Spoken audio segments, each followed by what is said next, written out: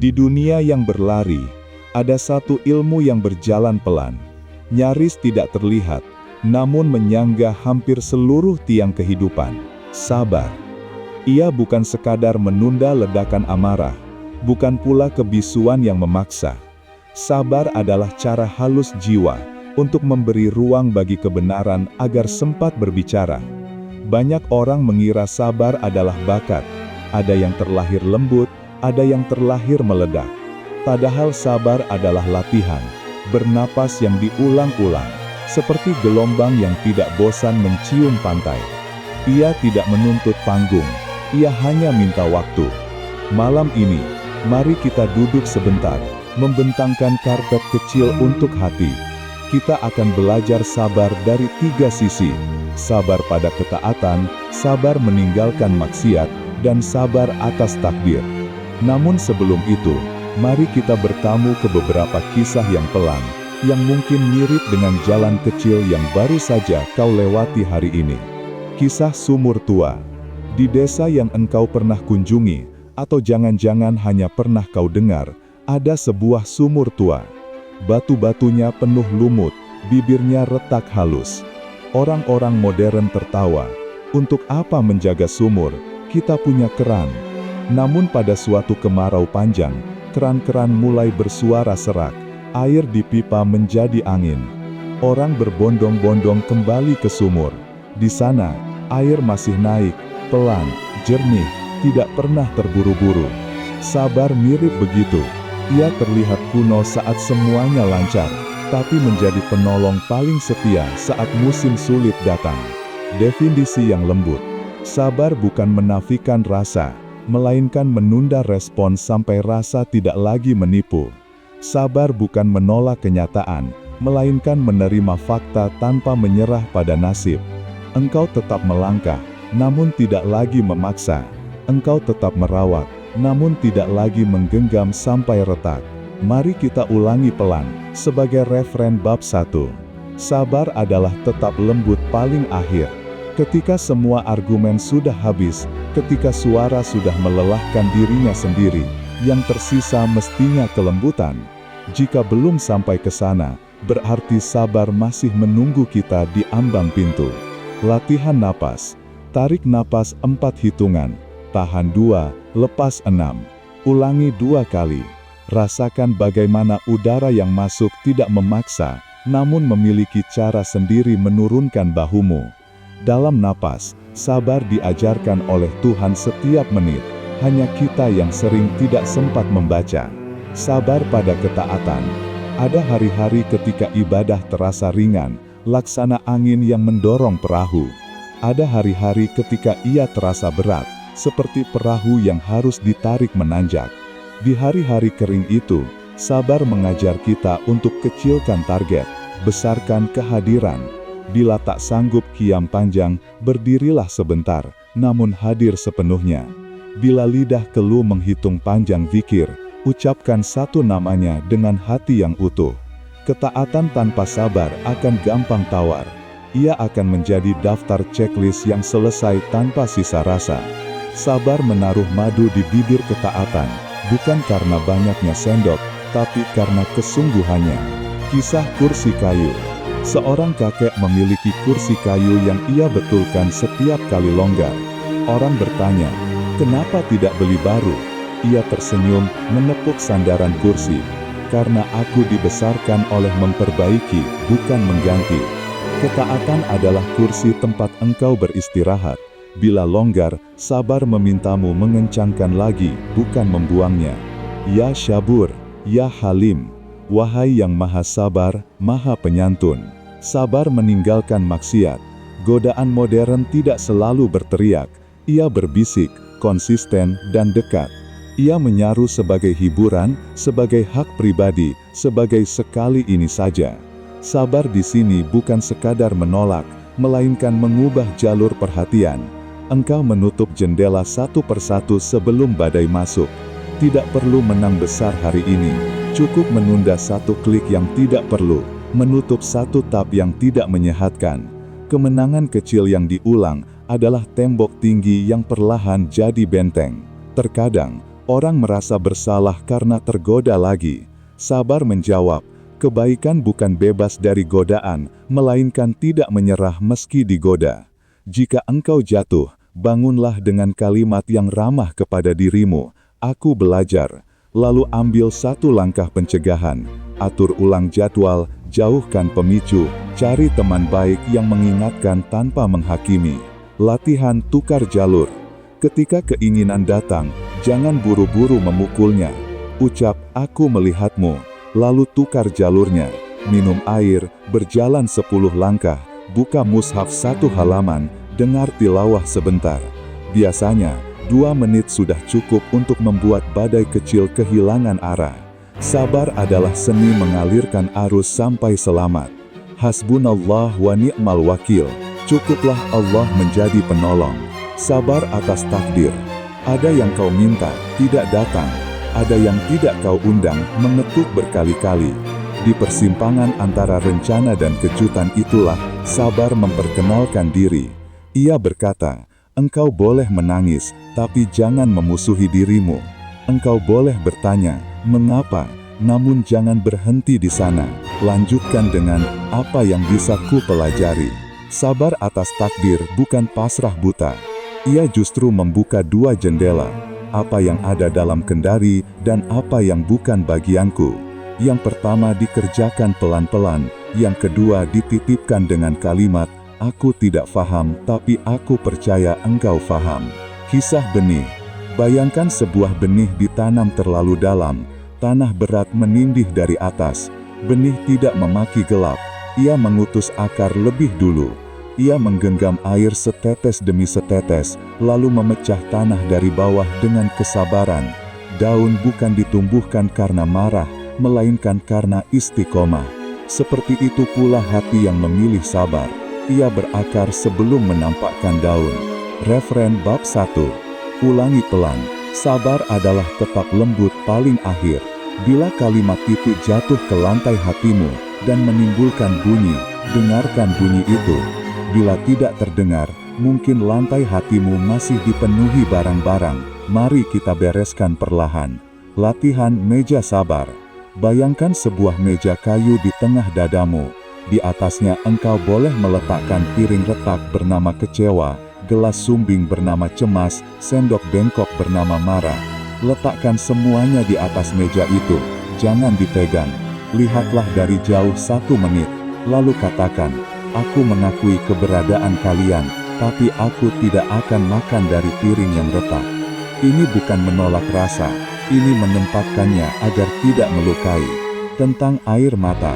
Jika air mata datang, izinkan. Air adalah cara Allah menumbuhkan benih di tanah hati. Engkau tidak lemah karena menangis, engkau menjadi tanah yang akhirnya siap menumbuhkan. Malam akan terasa lebih jernih setelah beberapa tetes jatuh, seperti jendela yang baru disiram hujan pertama. Ya Syabur, ya Halim. Sabar dan bahasa tubuh. Sabar bukan hanya konsep, ia juga postur. Bahu yang turun 1/4 inci, rahang yang tidak dikunci, telapak tangan yang dibuka di atas paha, semuanya mengirim pesan kepada sistem saraf. Kita aman, kita bisa menunggu. Tubuh dan jiwa berbicara dalam satu bahasa bila engkau melambatkan gerak. Sabar dalam relasi. Dalam hubungan, sabar berarti memberi jeda sebelum menyimpulkan. Alih-alih menuduh, kita bertanya. Alih-alih menyusun dakwaan, kita memastikan makna. Banyak luka lahir dari kalimat yang dipahami setengah. Sabar mengajarkan ping dan pong. Engkau mengirim ping pertanyaan lembut, menunggu pong jawaban. Bila jawaban datang getir, kirim ping yang lebih pelan. Lama-lama permainan itu menjadi tarian yang penuh saling jaga. Latihan 3 pertanyaan. Sebelum membalas pesan yang memicu, tanyakan 3 hal. 1. Apa fakta? 2. Apa tafsirku? 3. Apa tindak paling lembut yang tetap tegas? Tulis singkat, lalu pilih kata-kata yang merawat hubungan tanpa mengorbankan kejujuran. Inilah sabar sebagai seni komunikasi. Sabar dan waktu. Waktu bukan musuh sabar, ia sahabat. Tanpa waktu, sabar hanyalah niat yang tak sempat bekerja. Setiap jeda kecil adalah bengkel tempat hati dibetulkan. Sabar tidak anti kecepatan, ia anti tergesa. Kecepatan yang lahir dari kejernihan adalah hadiah waktu. Tergesa yang lahir dari panik adalah pencuri waktu. Kisah pembatik. Seorang pembatik melukis malam di atas kain. Pola tidak lahir dalam satu tarikan. Ia menuntut pengulangan yang telaten. Ketika seorang murid mengeluh, "Guru, mengapa harus berulang?" Sang guru berkata, "Karena keindahan adalah kesabaran yang bertahan sampai akhir. Begitu pula hidup, banyak hal tidak indah karena tidak diselesaikan. Sabar adalah keberanian untuk menamatkan." Hasbunallah wa ni'mal wakil. Sabar dan batas sehat. Sering disalahpahami, sabar dianggap menerima perlakuan buruk tanpa suara. Padahal sabar berjalan beriringan dengan batas yang sehat. Engkau boleh berkata tidak tanpa benci. Engkau boleh menjauh tanpa memaki. Engkau boleh meletakkan beban yang bukan milikmu sambil tetap mendoakan dari jauh. Batas bukan dinding kebencian, ia pagar kebijaksanaan. Latihan kalimat tidak. Latih kalimat sederhana, "Maaf, aku tidak bisa." Ucapkan dengan nada rendah, mata teduh, dan tambah alternatif jika ada. "Aku tidak bisa malam ini, tapi besok pagi aku bisa membantumu selama 30 menit. Sabar hadir dalam cara kita berkata tidak tanpa menyakiti, ya tanpa menjilat. Sabar dan rejeki. Rejeki adalah tamu yang datang lewat banyak pintu. Sabar menjaga kita agar tidak berdiri di satu pintu saja. Ketika satu pintu menutup, sabar mengajak kita berjalan menyusuri koridor, mengamati jendela, mungkin ada celah cahaya yang luput. Orang yang sabar tidak miskin ikhtiar, ia kaya cara namun tenang hati. Sabar dalam ilmu. Menuntut ilmu adalah proyek panjang. Buku pertama membuka rasa ingin tahu, buku kedua membuat kita merasa tahu, buku ketiga menyadarkan betapa kita belum tahu. Sabar menjaga agar kita tidak berhenti di buku kedua. Ia membiarkan malu menjadi guru, tidak membuatnya menjadi penghalang. Referen bab 1, ulang. Sabar adalah tetap lembut paling akhir. Bayangkan kalimat ini tertulis di dinding dalam rumahmu. Setiap kali engkau lewat, engkau menyentuhnya dengan ujung jari seperti menyentuh tasbih yang tergantung. Ya Syabur, ya Halim. Sabar saat membesarkan anak atau adik. Anak belajar dari ritme bukan hanya dari kata. Ia meniru cara kita menutup pintu, cara kita mengambil gelas, cara kita menatap hujan. Sabar di hadapan anak adalah warisan tak terlihat yang paling mahal. Kita mungkin tidak bisa meninggalkan banyak harta, tapi kita bisa meninggalkan kebiasaan menahan suara saat marah, dan itu cukup menjadi modal besar untuk masa depan mereka. Latihan hitung sampai 5. Ketika ingin meninggikan suara, hitung dalam hati 1, 2, 3, 4, 5. Pada hitungan kelima, turunkan volume setengah. Ulangi kalimat dengan nada yang sama baru. Keajaiban kecil sering terjadi hanya karena jeda 5 detik. Sabar dalam pekerjaan. Di kantor, sabar terlihat seperti menyelesaikan satu berkas meski tidak ada yang memuji. Ia juga terlihat seperti menunda balasan pedas, memilih menulis draft lalu membaca ulang sore hari. Sabar tampak seperti rapat yang ditutup dengan rangkuman jelas agar esok tidak dibuka dengan salah paham. Sabar dan doa. Doa adalah benih yang sebagian tumbuh di ladang yang bisa kita lihat, sebagian lagi tumbuh di ladang yang hanya Allah lihat. Sabar adalah percaya bahwa benih yang tidak tampak bukan berarti mati. Ia mungkin sedang menumbuhkan akar yang panjang agar pohon tidak mudah patah ketika angin besar datang. Hasbiyallah la ilaha illa huwa. Mengampuni diri. Salah satu bentuk sabar yang paling sulit adalah sabar kepada diri sendiri. Kita ingin lekas menjadi versi terbaik, ingin segera bebas dari semua kebiasaan buruk. Tapi jiwa tumbuh seperti musim, ada hujan, ada panas, ada gugur. Mengampuni diri bukan memaafkan tanpa belajar, melainkan memberi ruang agar pelajaran bisa masuk. Latihan surat kepada diri. Tulis surat pendek kepada dirimu 3 bulan lalu. Ucapkan terima kasih karena ia bertahan. Sebut satu kesalahan yang telah kau pelajari. Janjikan satu langkah kecil yang akan kau lakukan besok. Lipat surat itu di hati, jadikan ia bekal melanjutkan jalan. Sabar dan syukur. Sabar dan syukur adalah 2 sayap. Tanpa syukur, sabar menjadi kering. Tanpa sabar, syukur menjadi sopan santun. Ketika engkau sabar, engkau memberikan ruang bagi syukur untuk menemukan tempat duduknya. Ketika engkau bersyukur, engkau memberi energi kepada sabar untuk terus bertahan. Menutup bab 1. Mari kita kembalikan semua suara ke sunyi. Tarik nafas 4, tahan 2, lepas 6, ulangi 2 kali. Bila engkau membawa beban malam ini, dengarlah kalimat ini, pelan, seolah diucapkan oleh seseorang yang paling mencintaimu. Aku tidak paham mengapa ini terjadi, tapi aku memilih tidak memusuhi diri sendiri. Biarkan kalimat itu memelukmu seperti selimut tipis. Doa bab 1. Ya Allah yang Maha Sabar, ajari kami berjalan pelan ketika dunia berlari. Ajari kami memberi jeda sebelum membalas, menakar kata sebelum melukai, menaruh duka di piring yang tidak retak. Jadikan sabar kami bukan sekedar menahan, tetapi memahami, bukan sekedar kuat, tetapi lembut, bukan sekedar diam, tetapi doa yang tidak bersuara. Amin. Syukur adalah ilmu melihat berkah yang tidak bersuara. Ia tidak menuntut sorotan, ia hanya meminta perhatian.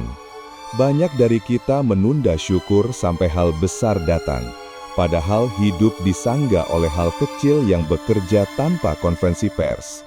Napas yang tidak pernah menagih sewa, kulit yang menutup luka tanpa kontrak, mata yang menata cahaya agar dunia dapat dibaca. Syukur bukan sekedar ucapan terima kasih, ia adalah cara memandang. Dan cara memandang itu mengubah cara hidup. Ada hari-hari ketika sedih lebih berat daripada alasan untuk tersenyum. Syukur tidak menolak sedih. Ia memegang tangan sedih, duduk bersamanya, dan berbisik, "Di tengah gelap pun ada kursi untuk kita." Maka syukur bukan penyangkalan, ia penataan ulang. Bukan berkata tidak apa-apa ketika jelas ada yang patah, melainkan berkata, ada yang patah dan ada yang masih utuh. Mari kita jadikan referen bab 2. Syukur mengubah kepemilikan menjadi penitipan. Ketika engkau berkata, milikku, syukur membisik, titipan. Ketika engkau berkata, hasilku, syukur menambahkan, juga anugerah. Referen ini akan kita ulangi beberapa kali agar maknanya menetes perlahan. 5 wajah syukur. 1. Syukur indera, belajar melihat yang luput, mendengar yang lembut.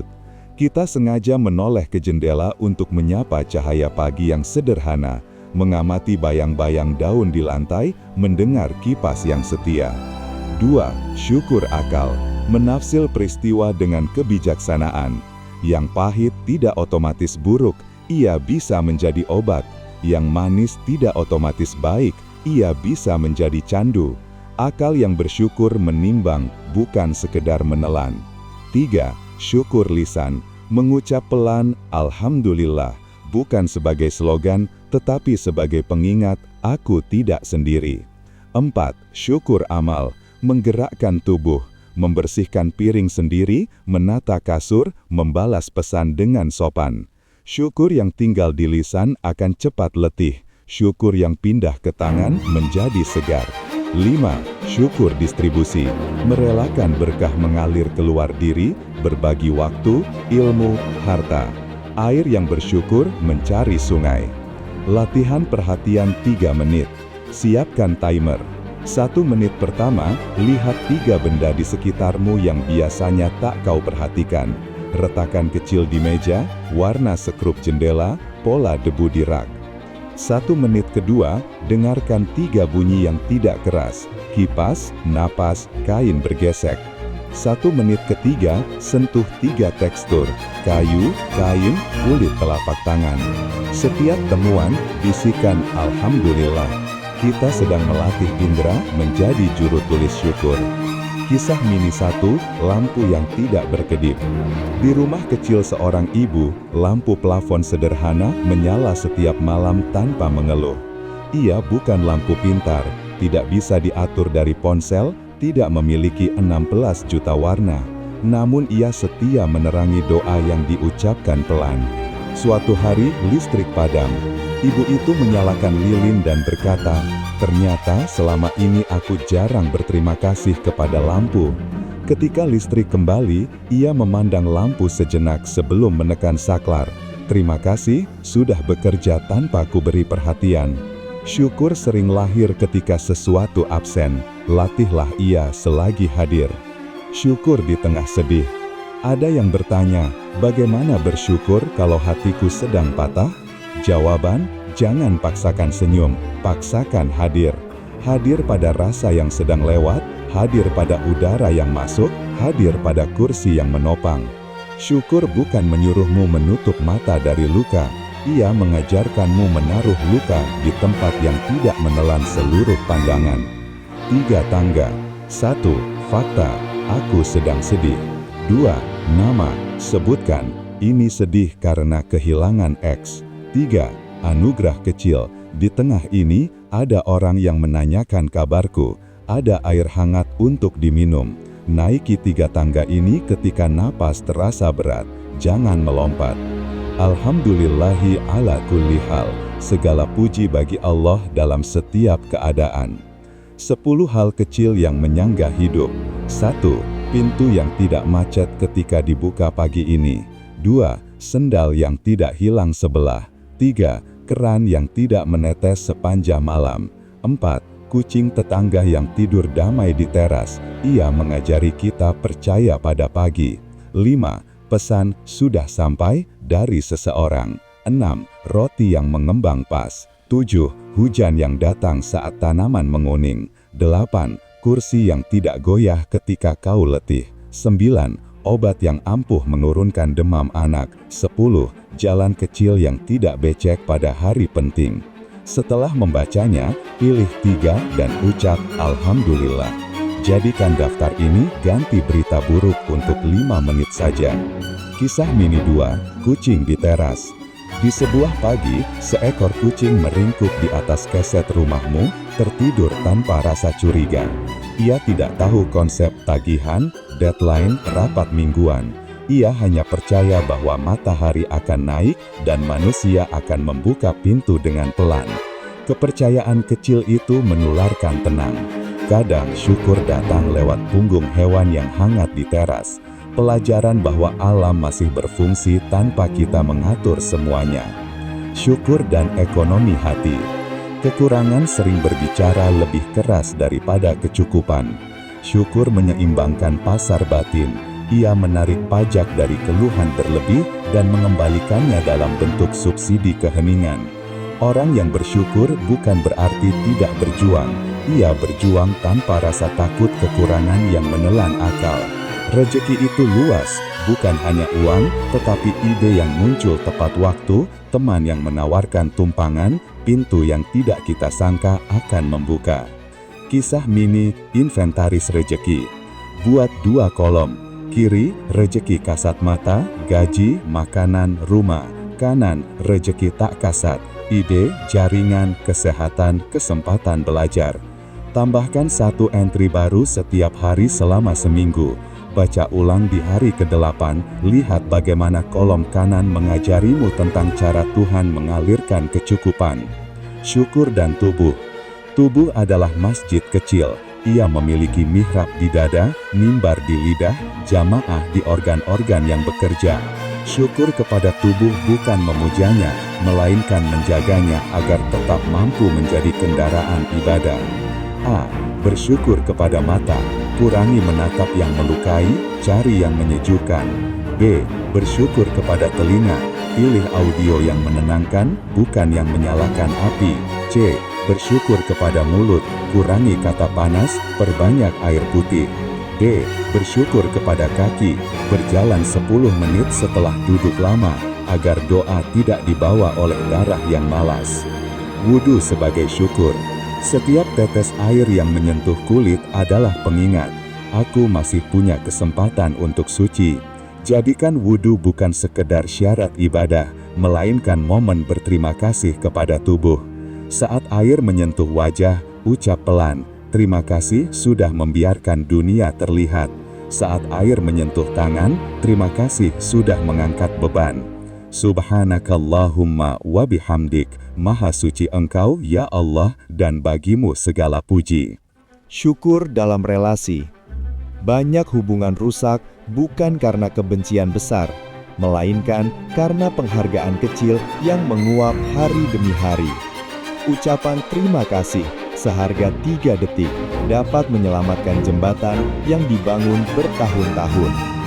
Pada pasangan, hargai satu hal yang ia lakukan minggu ini, sebut spesifik. Pada orang tua, telepon 5 menit, biarkan mereka bercerita hal yang sama, tanpa kau koreksi. Pada anak, dengarkan sampai tuntas kalimat yang tidak efisien itu, di situ rumah hatinya. Pada rekan kerja, akui kontribusi mereka di ruang publik, bukan hanya di pesan pribadi. Latihan surat terima kasih. Tulis surat 7-10 kalimat kepada seseorang yang telah menolongmu di masa sulit. Jangan menunggu momen sempurna. Momen menjadi sempurna karena suratmu. Baca keras-keras sebelum mengirimkannya, agar telingamu juga mendengar kebenaran yang sering diabaikan. Kisah mini 3, tukang sapu pagi. Di ujung gang, seorang bapak menyapu jalan ketika langit masih biru tua. Ia tidak tahu bahwa langkahmu hari itu menjadi lebih ringan karena jalan tidak licin. Ia tidak tahu bahwa dosenmu akan memuji ketepatan waktumu karena kau tidak tergelincir di genangan. Ia hanya tahu bahwa menyapu adalah bagian dari terima kasihnya kepada kampung. Syukur adalah pekerjaan yang sering tidak diketahui penerimanya. Syukur dalam pekerjaan. Syukur membuat kita tidak buta terhadap proses. Di era hasil instan, syukur menata ulang fokus ke cara kita datang bekerja, rapi walau sederhana, menyimak walau tidak semua hal menarik, memperbaiki walau bukan tugasmu, memulangkan alat ke tempatnya. Syukur terhadap pekerjaan berarti melihat makna di balik tugas, bukan hanya nilai yang tertera di slip gaji. Checklist syukur harian kerja. Datang 5 menit lebih awal sebagai terima kasih kepada waktu orang lain. Menutup rapat dengan rangkuman. Siapa melakukan apa, kapan. Mengirim satu pesan apresiasi spesifik setiap hari kerja. Menyisihkan 10 menit untuk deep work tanpa distraksi sebagai hormat kepada bakat yang dititipkan. Syukur and doa. Ada 2 waktu syukur di sekitar doa, sebelum dan sesudah. Sebelum doa, syukur mempersiapkan hati agar tidak datang seperti pengemis yang marah. Sesudah doa, syukur menjaga agar kita tidak lupa ketika terkabul, dan tidak putus ketika belum terlihat jawabannya. Doa yang dibungkus syukur akan terdengar lembut oleh telinga sendiri, sehingga jiwa lebih sabar menunggu cara Allah menjawab. Latihan doa syukur 2 arah. Sebelum memohon, ucapkan 3 terima kasih, atas kesempatan berdoa, atas nafas yang memungkinkan, atas cerita lama yang ternyata baik hasilnya sekarang. Setelah memohon, ucapkan 3 terima kasih lagi, atas ketenangan yang muncul, atas ide kecil yang tiba-tiba datang, atas kenyataan bahwa engkau punya tempat kembali. Kisah mini 4, roti hangat. Seorang pemuda baru kehilangan pekerjaan. Di hari keempat mencari-cari lowongan, ia lelah dan merasa sia-sia. Saat pulang, tetangganya mengulurkan roti hangat. Ini kebetulan lebih, katanya. Roti itu bukan solusi semua masalah, namun ia menyelamatkan 1 malam dari keputusasaan. Syukur pada hari itu, bentuknya adalah tidak membiarkan gelap memenangkan seluruh ruangan. Refrain bab 2 ulang. Syukur mengubah kepemilikan menjadi penitipan.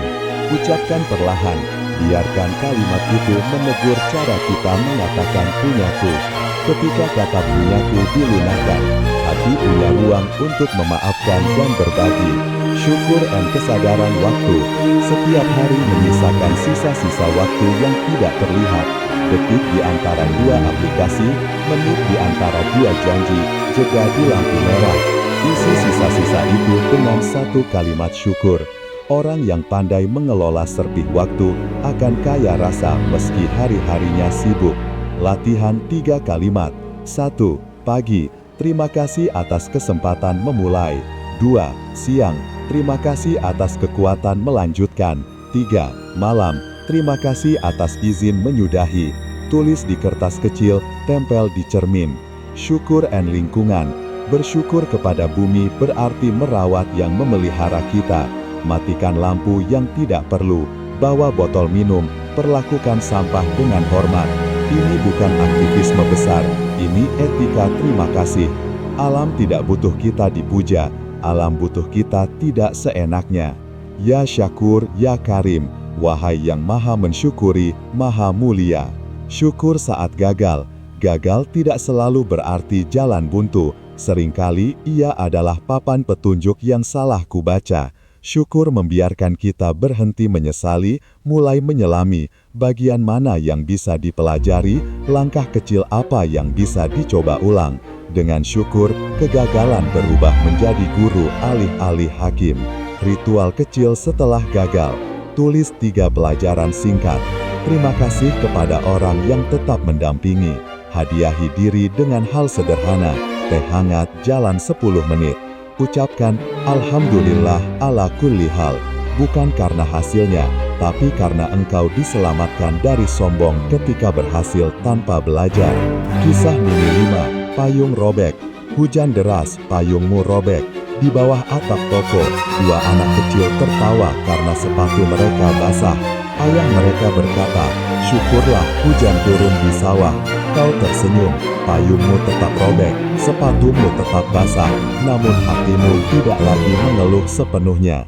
Syukur menggeser sudut pandang 2 derajat, cukup untuk melihat ladang yang minum. Syukur and identitas. Sebagian dari kita tumbuh dalam budaya membandingkan. Syukur membantu kita pulang ke ritme milik sendiri. Ia tidak memaksa ikan memanjat pohon atau burung berenang.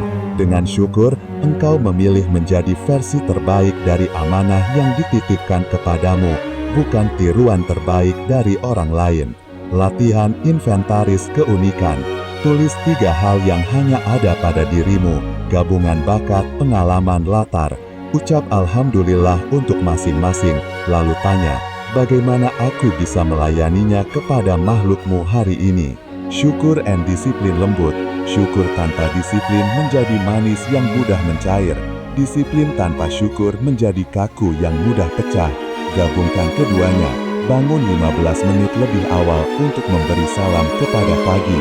Tidur 15 menit lebih cepat untuk berterima kasih kepada tubuh. Disiplin lembut adalah syukur yang berbentuk jam. Alhamdulillah, alhamdulillah, alhamdulillah, alhamdulillah. Ucapkan dengan ritme nafas. Program 30 hari syukur, 1-7, jurnal 3 hal kecil setiap malam, 8-14, 1 ucapan terima kasih spesifik kepada orang berbeda setiap hari, 15-21, foto 1 momen sederhana yang membuatmu tenang, kumpulkan dalam album Berkah Kecil. Hari H-10, H-30, berbagi kecil setiap naik, waktu, tenaga, uang, ilmu, catat rasanya di akhir hari. Di hari 30, baca kembali semua catatan. Engkau akan melihat bagaimana syukur mengubah cara ruang dan waktu menatapmu. Syukur and ibadah. Salat yang dibuka dengan syukur akan membawa badan lebih ringan ke ruku. Puasa yang dibuka dengan syukur akan menukar lapar menjadi makna. Zakat yang dibuka dengan syukur akan membuat tangan tidak merasa kehilangan. Ibadah tanpa syukur seperti tubuh tanpa darah. Geraknya ada, warnanya pudar. Alhamdulillahi Rabbil Alamin. Segala puji bagi Allah, Tuhan semesta alam. Doa syukur. Ya Allah, yang menaburkan nikmat hingga ke sudut-sudut yang tidak kami lihat. Ajari kami perhatian yang lembut, lisan yang jujur, tangan yang ringan memberi. Lindungi kami dari lupa saat lapang, dari putus saat sempit. Terimalah ucapan terima kasih kami yang sering datang terlambat. Jadikan syukur kami bukan hanya kalimat, melainkan cara memandang. Amin. Penutup bab and transisi. Tarik napas 4 hitungan, tahan 2, lepas 6. Ulangi 1 kali referen. Syukur mengubah kepemilikan menjadi penitipan. Ketika hati sudah lunak oleh terima kasih, ia siap belajar melepaskan motif agar makna tinggal. Ikhlas adalah ilmu melepaskan motif agar makna tinggal. Ikhlas bukan lenyapnya diri, melainkan keberanian menempatkan diri di belakang kebenaran. Ketika hasil datang, ia tidak menobatkan diri sebagai sumber. Ketika hasil belum terlihat, ia tidak menuduh langit sebagai pelit. Ikhlas menukar panggung menjadi cermin. Yang ingin kita lihat bukan tepuk tangan, melainkan wajah yang jernih di hadapannya. Ada orang bertanya, bagaimana aku tahu niatku sudah bersih? Jawabannya sederhana sekaligus menantang. Apakah engkau tetap bekerja ketika tidak ada yang melihat, tidak ada yang memuji, dan mungkin akan ada yang salah paham? Orang yang ikhlas tidak anti pujian, ia hanya tidak bergantung kepadanya.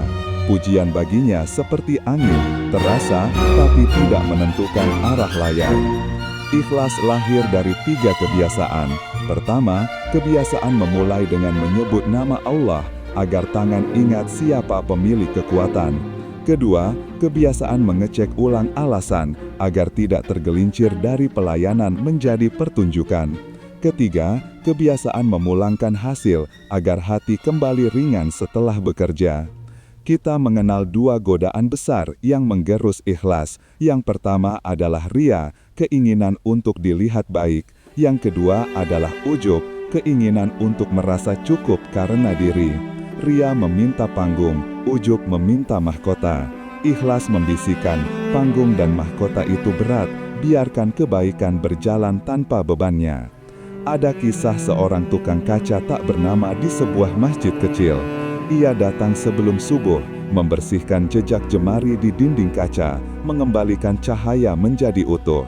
Tidak ada yang mengenalnya. Suatu hari ia sakit, kaca-kaca menjadi buram. Jamaah menyadari bahwa selama ini ada tangan yang merawat pandangan mereka. Tukang kaca itu tidak pernah berceramah, tetapi ia mengajar satu hal: kebaikan yang tidak disebut namanya tetap sampai pada tujuan. Ikhlas mengajarkan cara berkata cukup ketika hati ingin menuntut lebih. Dalam keluarga, ikhlas berarti merawat tanpa menghitung, namun tetap menjaga diri agar tidak habis. Dalam pekerjaan, ikhlas berarti menuntaskan dengan mutu meski nama orang lain yang disebut. Dalam persahabatan, ikhlas berarti mendoakan dalam diam ketika pintu bicara belum terbuka.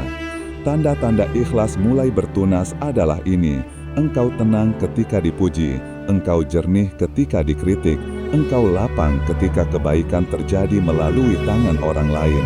Engkau merasa gembira melihat teman berhasil, tidak lagi terganggu oleh siapa yang berdiri di depan kamera. Hati yang ikhlas merayakan kebenaran, sekalipun ia datang dengan baju yang bukan miliknya. Ikhlas juga berarti jujur dengan kemampuan. Ia tidak memaksakan diri bermain peran yang tidak dikuasai.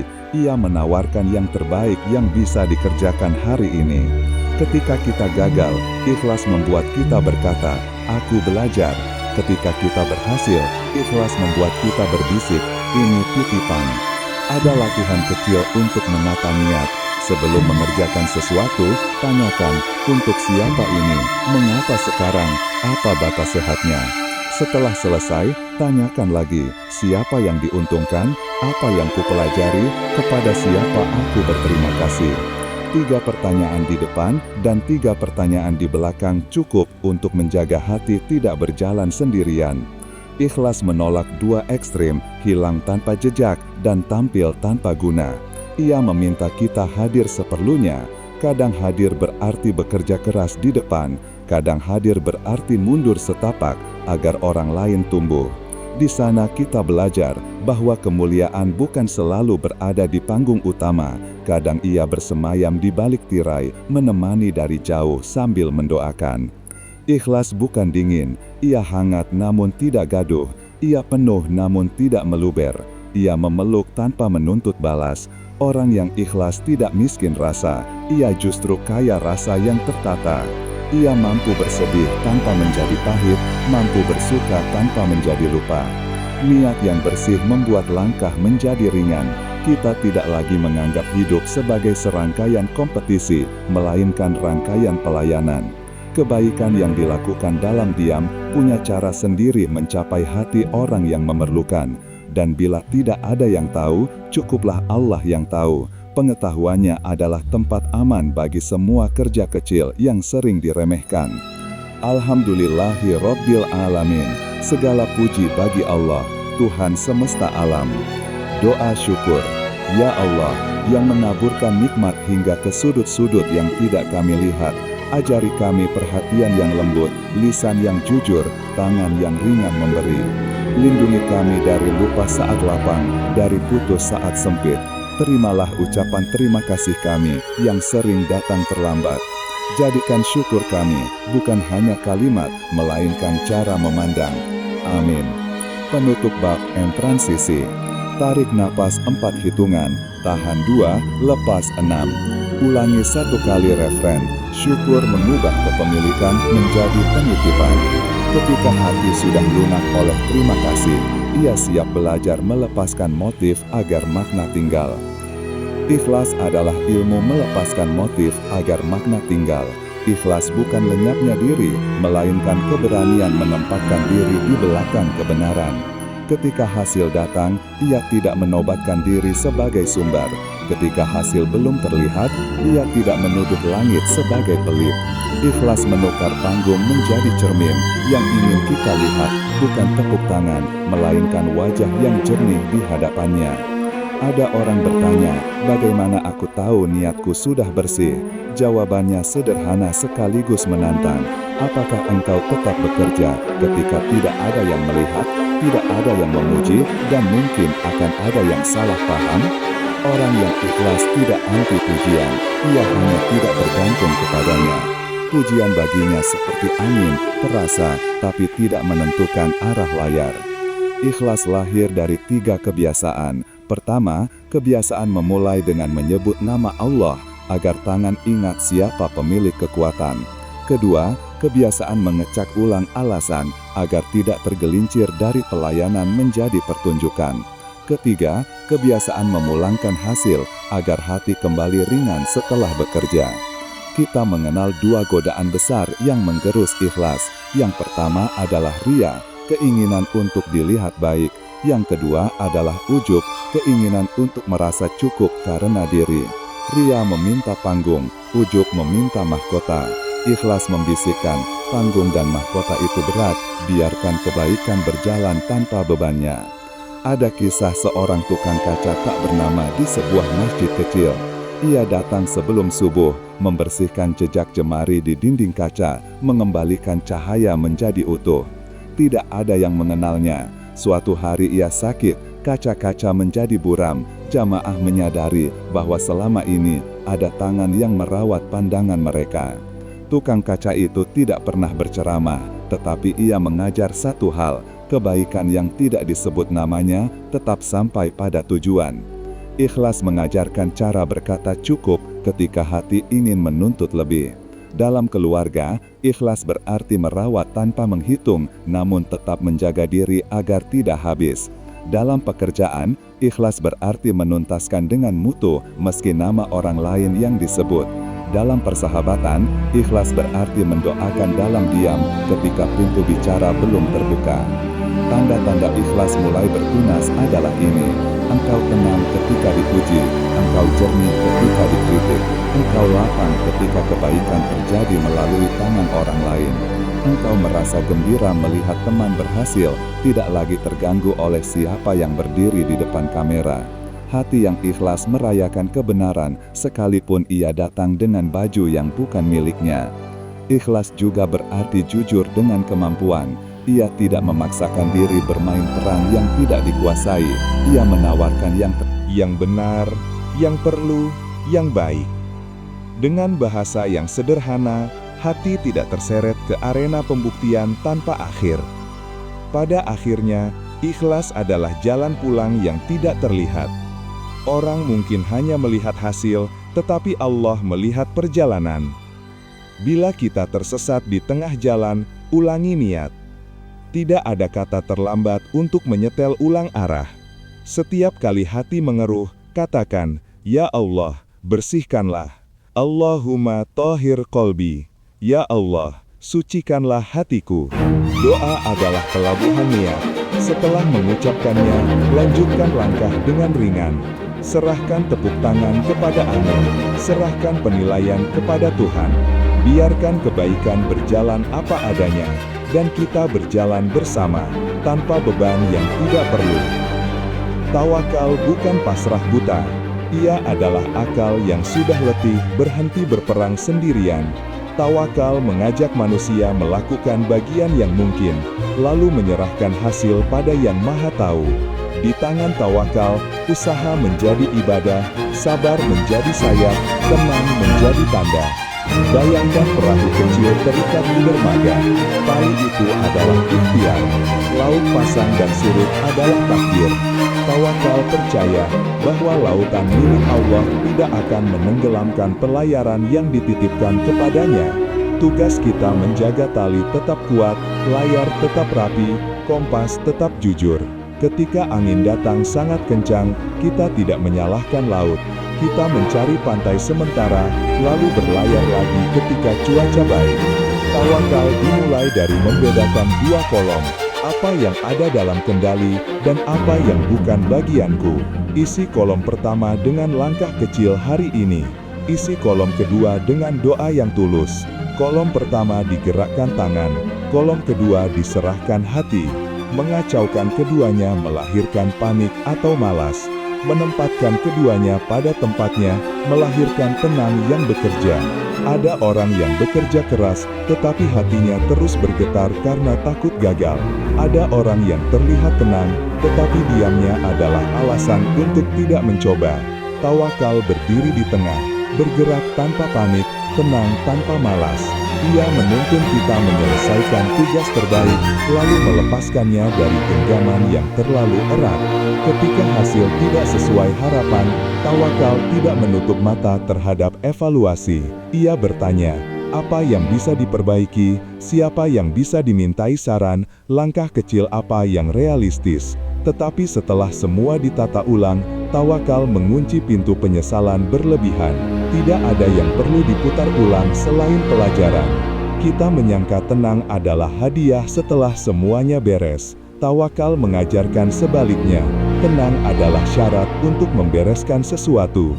Dengan hati yang tidak dikejar-kejar hasil, pikiran lebih jernih, tangan lebih presisi, mulut lebih hemat kata-kata yang menyakiti. Tawakal juga melunakkan ambisi. Ambisi tanpa tawakal membuat mata buta terhadap batas diri dan waktu. Dengan tawakal, ambisi berubah menjadi misi, sesuatu yang bisa dikerjakan hari ini, bukan mimpi yang menghina kenyataan. Kita merawat cita-cita seperti merawat tanaman, menyiram, memutar pot ke arah matahari, menunggu, bukan menarik daun agar cepat tinggi. Ada 5 kebiasaan yang menumbuhkan tawakal. Pertama, menutup hari dengan evaluasi pendek dan doa singkat. Kedua, membuka hari dengan niat yang jelas dan langkah pertama yang kecil. Ketiga, membatasi konsumsi berita yang memicu panik tanpa memberi solusi. Keempat, menyusun cadangan rencana untuk hal-hal yang penting. Kelima, berbagi beban dengan orang yang aman untuk dipercaya. Kisah yang sederhana, seorang pedagang kecil mengikat tenda setiap sore meski langit tampak cerah. Ketika angin malam datang tiba-tiba, tendanya tetap tegak. Ia berkata, mengikat setiap hari membuatku tidur lebih nyenyak.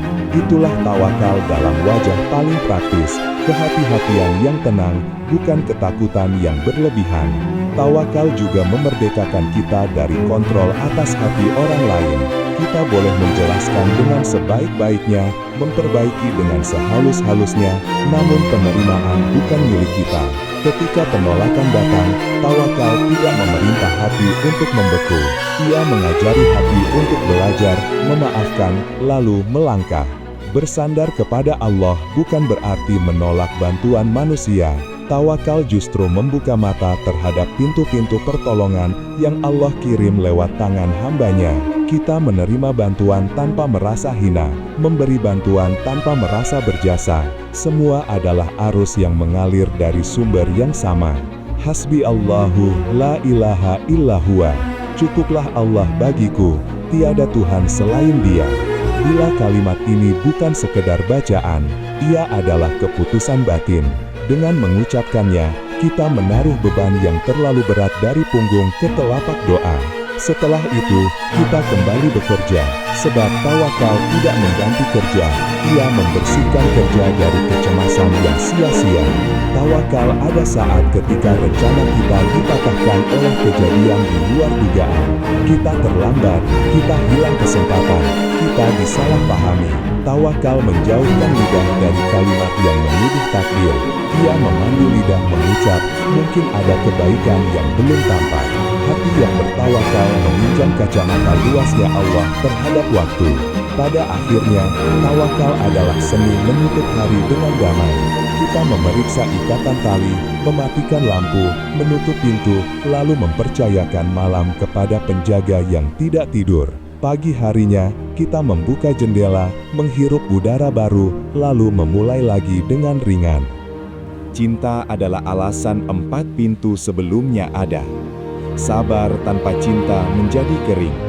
Syukur tanpa cinta menjadi sopan santun. Ikhlas tanpa cinta menjadi dingin. Tawakal tanpa cinta menjadi pasrah yang letih. Cinta kepada Allah bukan emosi yang selalu tinggi. Ia ritme yang bertahan di hari rendah. Ia cara memandang semesta sebagai kalimat panjang yang menyebut namanya. Cinta ilahi tumbuh dari pengenalan. Kita mencintai karena mengenal, kita mengenal karena mendengar, melihat, dan mengalami kebaikannya di sela-sela langkah yang biasa. Cinta tidak selalu datang sebagai aliran deras, sering ia hadir sebagai tetes-tetes kecil yang konsisten. Doa yang dijawab dari arah yang tak disangka, pelukan yang tiba pada detik kita butuh, rezeki yang sampai persis saat harapan hampir padam. Cinta mengajarkan kita menghormati rahasia. Tidak semua hal bisa dijelaskan kepada orang lain, namun hati yang mencinta mengerti tanpa banyak kalimat. Ia tidak membutuhkan bukti yang heboh. Ia cukup dengan tanda-tanda kecil, ketenangan setelah istighfar, kelegaan setelah memaafkan, kebahagiaan sederhana melihat orang lain dilapangkan. Bahasa cinta kepada Allah adalah hadir. Hadir saat sholat, hadir saat bekerja, hadir saat bersama keluarga. Kita tidak bisa menambah rasa tidak hadir dengan jumlah yang berlebih. Cinta memilih kualitas sebelum kuantitas. 1 menit yang benar-benar hadir mampu mengubah nasib 1 jam berikutnya. Cinta juga berarti menjaga pandangan dari yang mengeraskan, menjaga telinga dari yang merusak, menjaga mulut dari yang melukai, menjaga waktu dari yang mencuri makna. Orang yang mencinta menjaga bukan karena takut dihukum, tetapi karena sayang kepada keindahan hubungan itu sendiri. Cinta menuntun kita untuk memberi tanpa merendahkan. Kita memberi karena melihat diri sebagai saluran bukan sumber. Ketika orang lain berterima kasih, kita memulangkannya kepada Allah. Ketika orang lain tidak berterima kasih, kita tetap memulangkannya kepada Allah.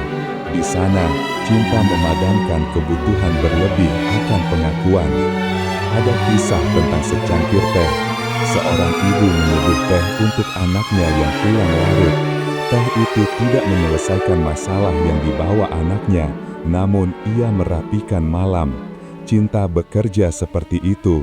Ia tidak selalu menyelesaikan semua, tetapi ia menyelamatkan sesuatu yang penting. Rasa selamat tinggal, rasa pulang, rasa ada tempat kembali. Cinta membuat kita berani menjadi lembut. Dunia kadang mengajarkan keras sebagai satu-satunya bahasa yang dihormati.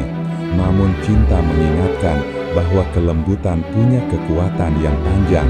Kata yang lembut menyejukkan dahi seseorang yang tidak pernah mendapatkan ruang. Gerak yang lembut memberi aman kepada jiwa yang selalu was-was. Cinta menyembuhkan luka yang tidak terlihat. Cinta kepada Allah membawa kita mencintai sesama makhluk. Kita tidak menuhankan manusia, tetapi memuliakannya karena ia ciptaannya. Kita tidak memaksa orang lain menjadi versi yang kita inginkan. Kita membantu mereka menjadi versi yang Allah kehendaki. Dalam cinta seperti ini, doa menjadi jembatan yang paling sering kita lalui. Ada 5 bahasa cinta ruhani yang bisa dilatih. Pertama, hadir, memberi perhatian penuh saat bersama. Kedua, dengar, mendengarkan tanpa menyusun bantahan di kepala. Ketiga, sentuh, sapaan kecil yang membuat orang merasa ada. Keempat, jaga, menjaga rahasia, menjaga nama baik. Kelima, doa, menyebut namanya ketika ia tidak tahu, memohonkan kebaikan yang mungkin tidak sempat kita kirim dengan tangan. Cinta juga mengajarkan cemburu yang jernih. Kita cemburu ketika hati mulai didominasi oleh selain Allah, bukan cemburu kepada rezeki orang lain. Cemburu yang jernih membuat kita kembali membasuh niat, mengembalikan prioritas, menyederhanakan hidup agar ruang untuknya tetap luas.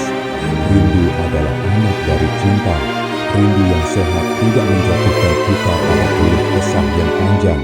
Ia mendorong kita memperbaiki pertemuan. Kita merindukan sholat yang khusyuk, pertemuan yang lebih hadir, kerja yang lebih jujur, kata yang lebih lembut. Rindu seperti ini memiliki sayap, bukan rantai. Pada puncaknya, cinta memerdekakan. Kita tidak lagi terikat pada citra yang harus dipertahankan. Kita tidak lagi sibuk membela diri di hadapan manusia. Kita sibuk menjaga kehadiran di hadapan Allah.